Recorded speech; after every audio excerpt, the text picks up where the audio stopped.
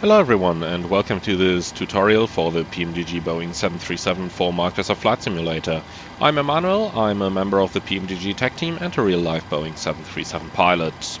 In this episode I'm going to cover the takeoff briefing in its full form. You might have already seen my abbreviated version on it with the most important details, and what I'm going to show you in this video is the full briefing as we are doing it in my particular airline. So, the departure briefing is pretty much the most important thing here when you're flying multi-crew, but even if you're just flying on your own, you do want to do a little bit of a briefing just to get your mind set. Especially when you're flying online, you want to have that big picture and you want to have a plan.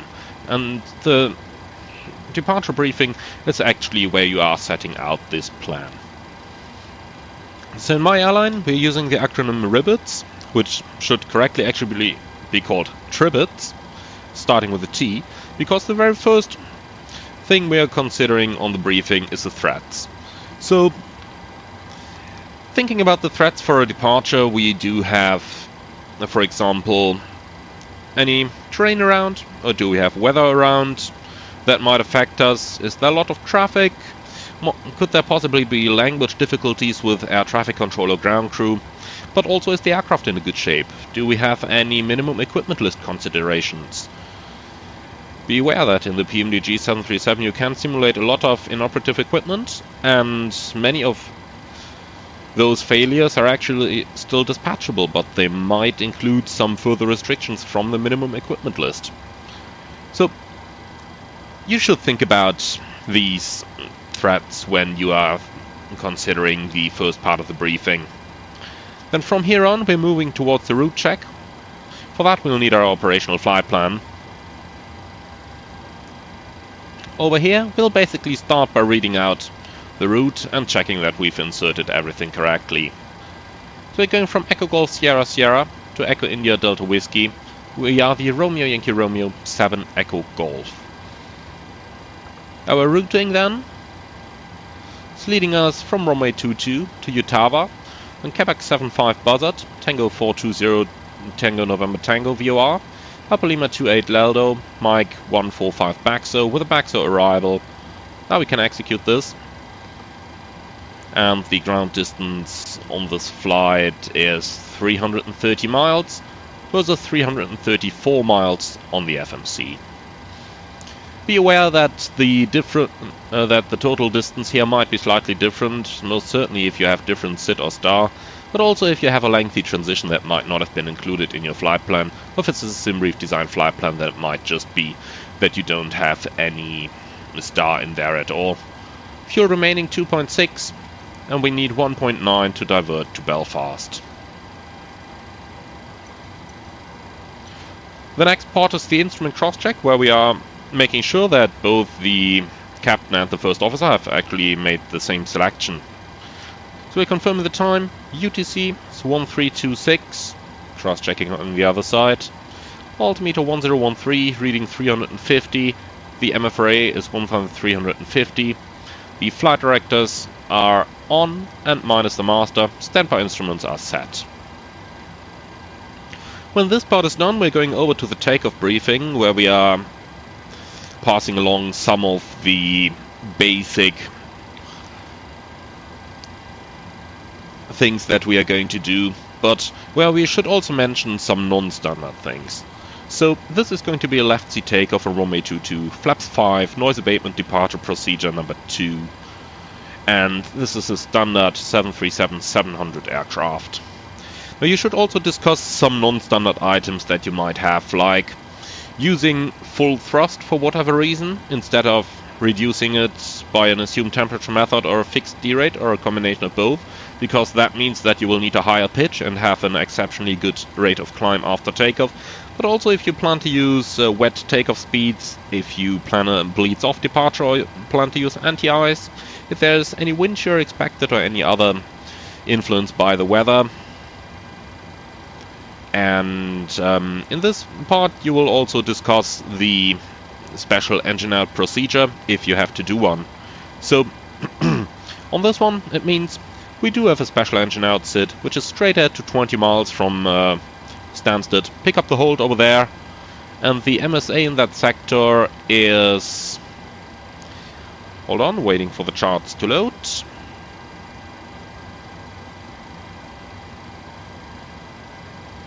Here we go. The MSA in that sector is 2,100 feet, so we are going to climb to an altitude of 3,000 feet. That is going to keep us safe. From here on, we're moving to the emergency briefing, which is basically scripted with the exact actions that you are going to take.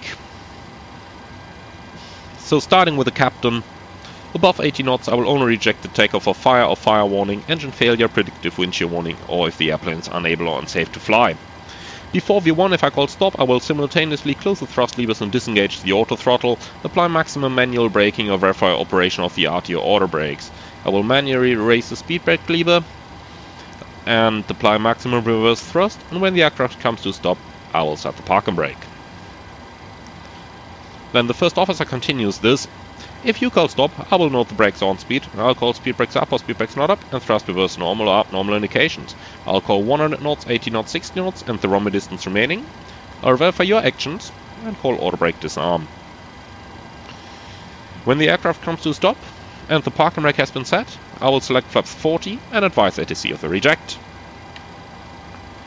We will then identify the failure and carry out any drills as appropriate. If we decide to evacuate the aircraft, we read and do the evacuation checklist. If time permits, I will pull the cockpit voice recorder circuit breaker. And if the call before V1 is keep going, there will be no actions below 400 feet except to cancel any warnings and raise the landing gear with a positive rate.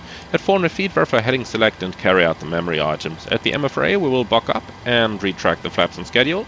Flaps up no light, select level change, max continuous thrust, engage the automatics, non-normal checklist, and then we will make up a plan. From this part on, we continue to the taxi briefing, so we're getting out the charts again. Again, we're using JPEGs charts here provided to the flight sim community by Navigraph.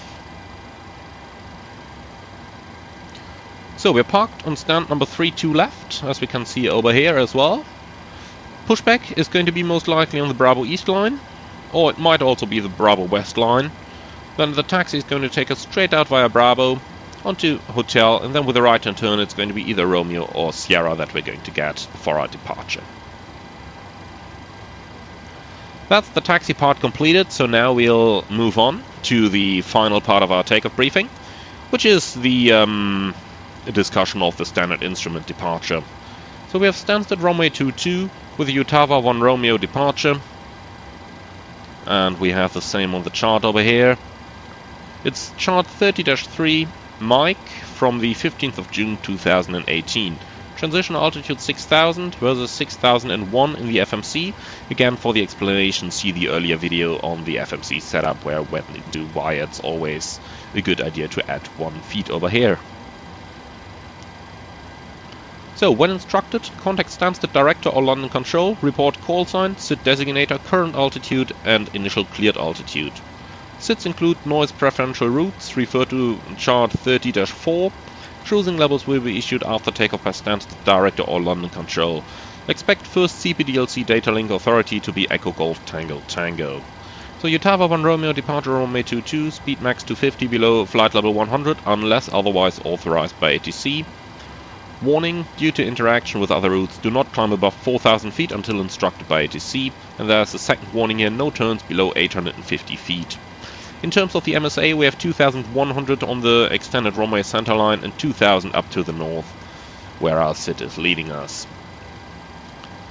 So let's go on to the route then. Climb straight ahead to 3.1 DME from India Sierra X-Ray. So that's on the runway track, 222, and here we have 223 to 3 DME. Now these letters over here are basically the numbers of the letter in the alphabet. So if you're looking for 3 DME, you're going A, B, C. So C is the third letter in the alphabet, so this means we're proceeding on the 223 track to 3 miles. That's the decoding of this waypoint naming convention. And that's above 850 feet. That comes from the warning above in the departure chart. We'll make a right-hand turn onto the radial 170 in Monte Barkway to roll out latest by 8 DME. Again, H is the 8th letter in the alphabet. Then we're proceeding on the track 350 for 3 miles to 5 DME, E, 5th letter in the alphabet, and the tracks and distances match as well, and that is between 3,000 and 4,000 feet. And here we have above 3,000, and it's limiting to 4,000 from the next waypoint. Then we proceed on the same track another 3 miles to 2 DME, level at 4,000. And that's a left-hand turn, 256, 6.5 miles to Utah.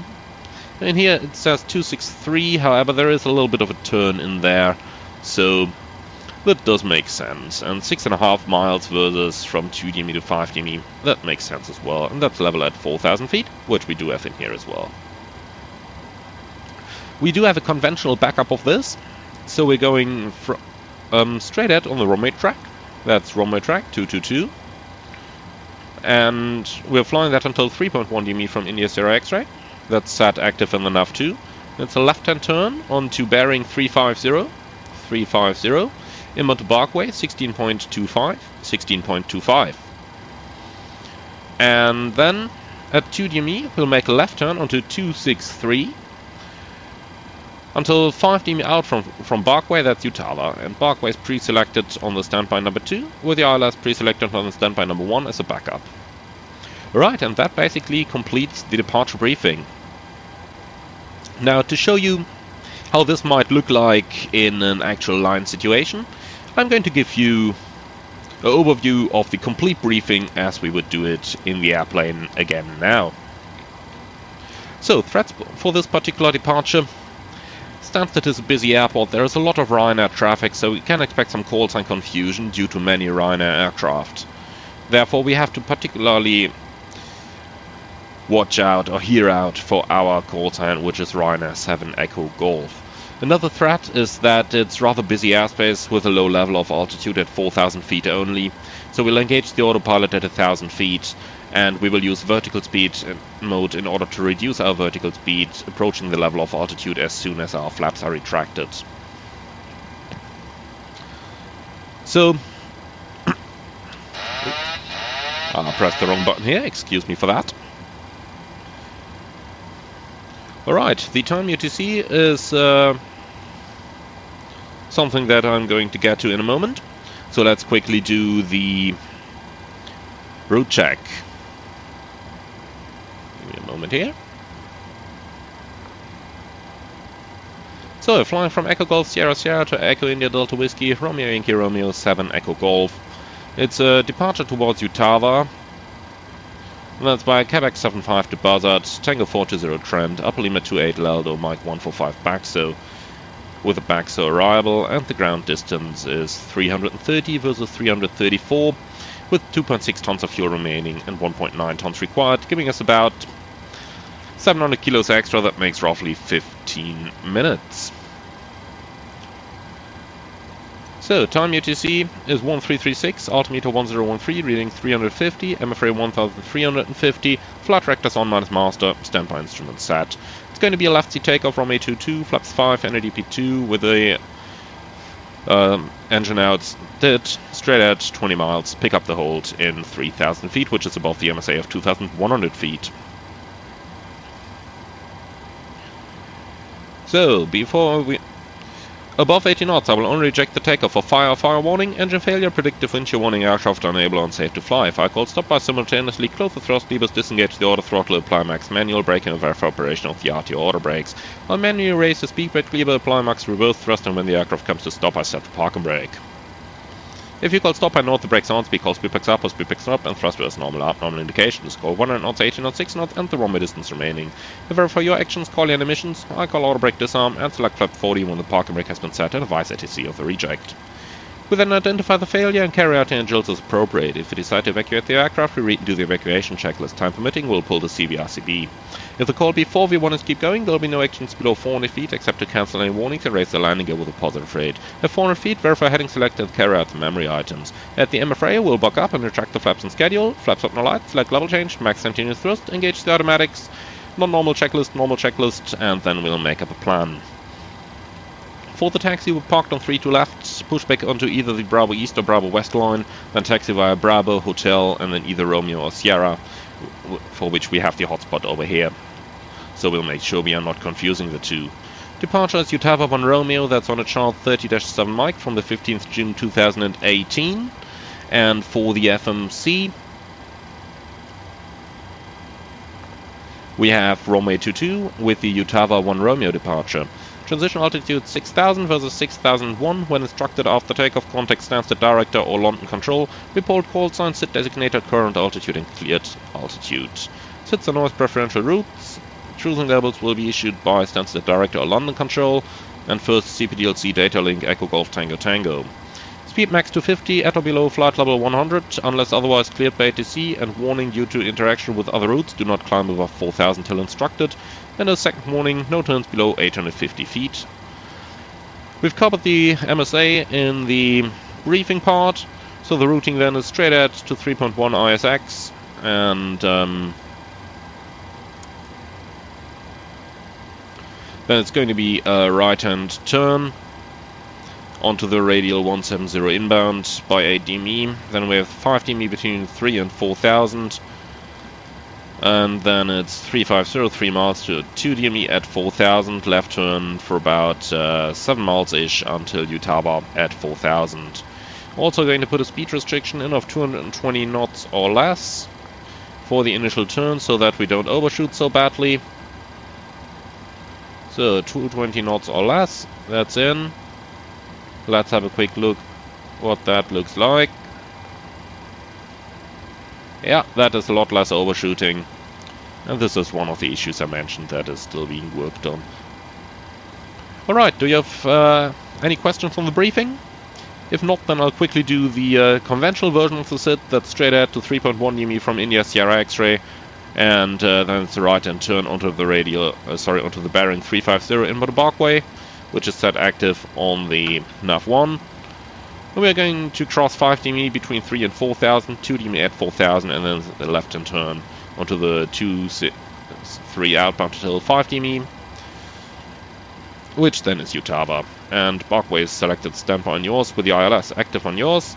And on mine it's the other way around, Barkway active, ILS in standby. Any questions? Right, and that's basically how you can complete the departure briefing. You see, it doesn't take too long when you're used to the format, however it is something that takes a little bit of learning during the type rating. However, once you're familiar with it, it's working pretty good, it gives you structure, and while I'm sure that many of you who are flying for different operators than I am are going to say, what a weird briefing that is, then yes, you're probably right. Because there are so many different ways to do proper briefing that as long as you're familiar with the way that your operator is using, it is just as good as mine is.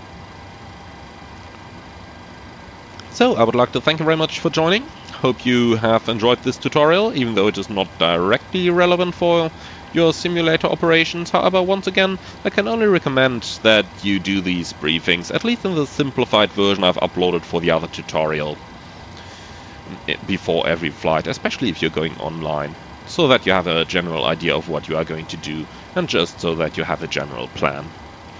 That is it for now. Thank you very much, and looking forward to see you all on the next tutorial.